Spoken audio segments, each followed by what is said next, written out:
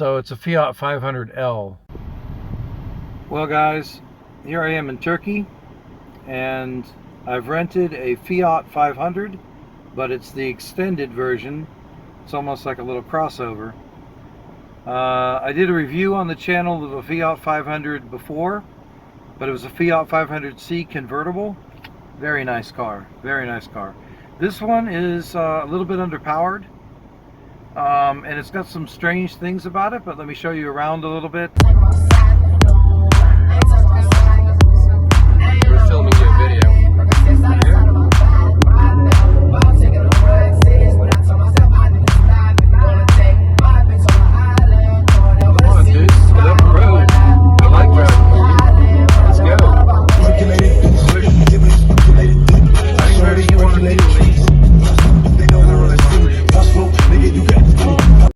Alright guys, let's cut to the chase. You want performance out of this.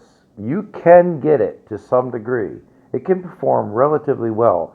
You're going to need to take the car out of automatic, put it into manual, and control with the paddle shifters on the steering wheel and over rev the sucker.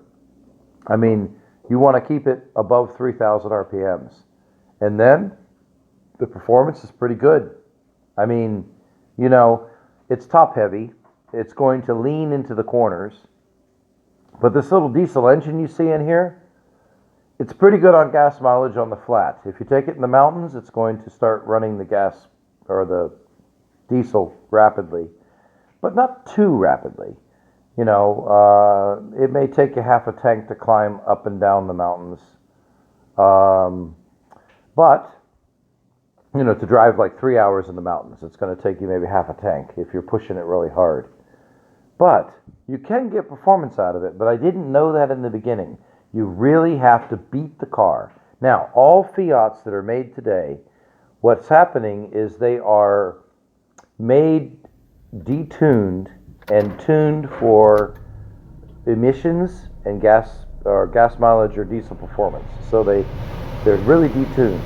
But I've noticed that if you beat on the Fiat, it comes back alive. It still remembers it's a performance machine.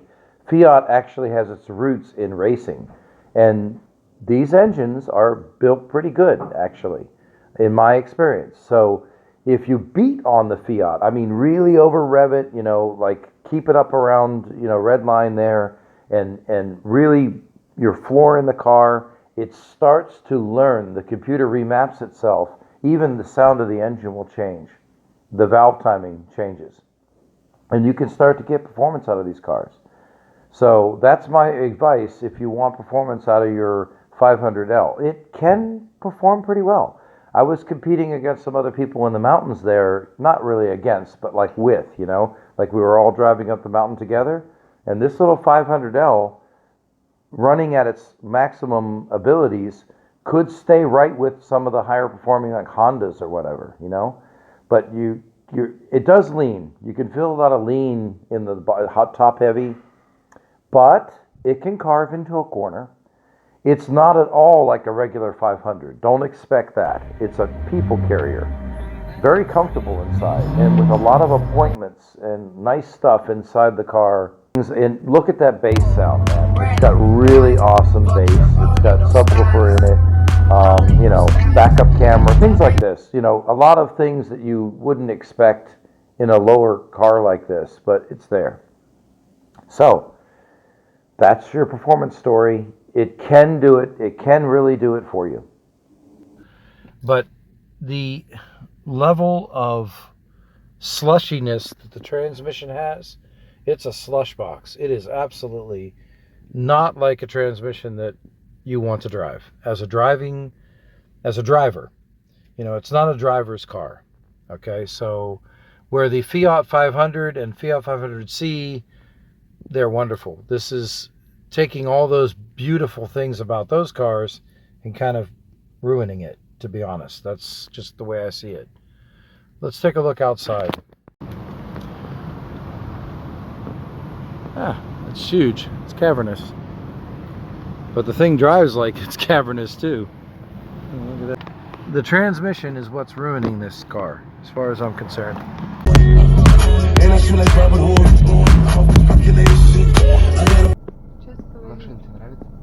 Very cool. You like it? You think it's nice? Yes. Nice.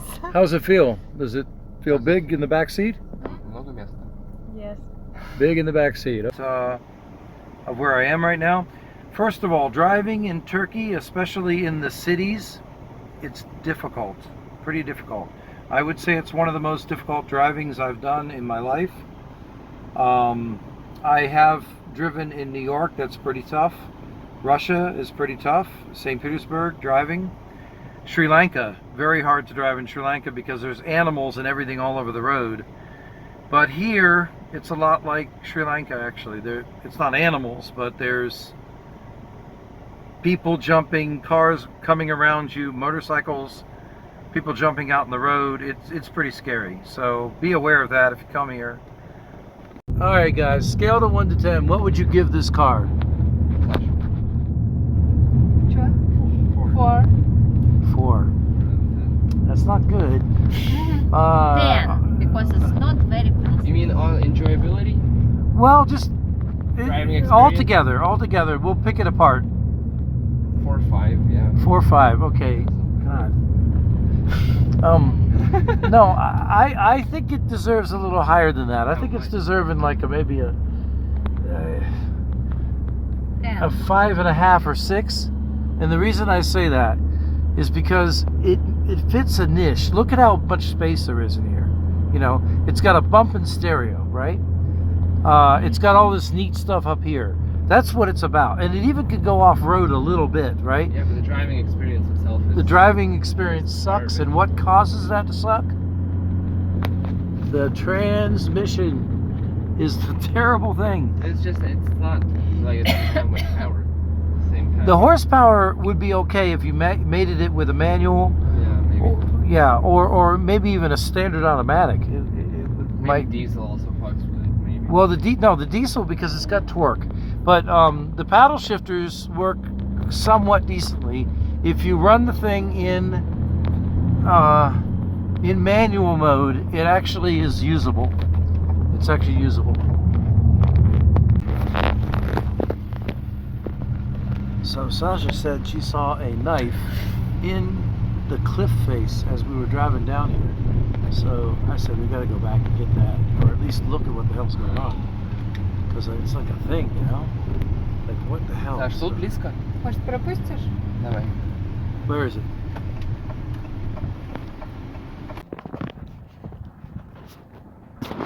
I can't believe it, but look at this.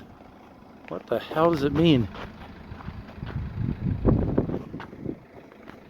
I think somebody threw it. I don't understand.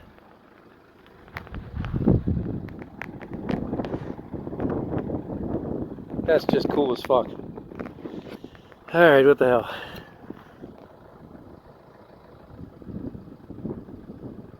It's a vicious little sucker. What, did they just toss it? I don't know. Вон everybody. Autumn is off-roading our car. Do you know how to do this? No, I mean, have you been off-roading? Yeah. Because there's like ways that you pass through holes. I hope you know. Love Valley. It was Dasha Oh, wanted. what? See, Polly, Oh. we should kiss there. What's Love Valley? That's what I wanted to see. What? Ow. Wait. It's where all the things. Love Valley. What the? Where the hell are we going? It's a special place. My place. All right, guys, we're actually in Derinkuyu right now. This is the town of Derinkuyu that you see, and then we're going to be going in the underground part, which is Derinkuyu, the old underground city. So here we are. I'll show you around a little bit. So we just had an emergency stop situation with the car in front of us. This little Fiat 500L does really well with that, honestly. It was actually, the ABS was going off, and it was actually braking some wheel and then letting go, so you could feel one wheel lock, the other wheel not. You know, keeping the car straight. It was definitely doing well, shockingly well. So the car was under control, and I was able to get it stopped. supervisor. They talking about they do us guys. But that's the main reason I don't fuck on nobody. They niggas all want me, they wildin'. I pray to God I'm not to step on nobody. Nice things. It's got a backup camera. You know? This is the strangest thing about this car. It's like a stick shift, but not. It's actually an automatic. And so basically you're going to put it into gear like this. It's going to be A1, and then you can go to A2. All right, guys, just forget all that. Push left to go into manual and drive the thing in manual using the paddle shifters. It will perform pretty well for you if you keep it in the higher rev ranges. It does have torque low end, but you know, you need that car to perform, and it will do it. So skip all this automatic stuff unless you're trying to relax going down the highway. You know, if you're trying to drive the car for any kind of performance, you need to be using these paddle shifters. Then the car will perform, and it will carve, and it is fun to drive in the mountains if you do it like this. If you try to do it in manual, it will suck. And the other thing I want to tell you really is that there is a large lag time between when you hit the gas and it takes off in first gear. Even in manual, there's a large lag time. It's a little bit shorter, but a large lag time in manual. Be aware of that. It's kind of dangerous, actually. So you put it in gear, manual 1, and you hit the gas, and it's got 1,000, 2 1,000. Then it starts to move slowly till the turbo spools. So it is kind of, that's the downfall of this car, actually. But it's pretty fun.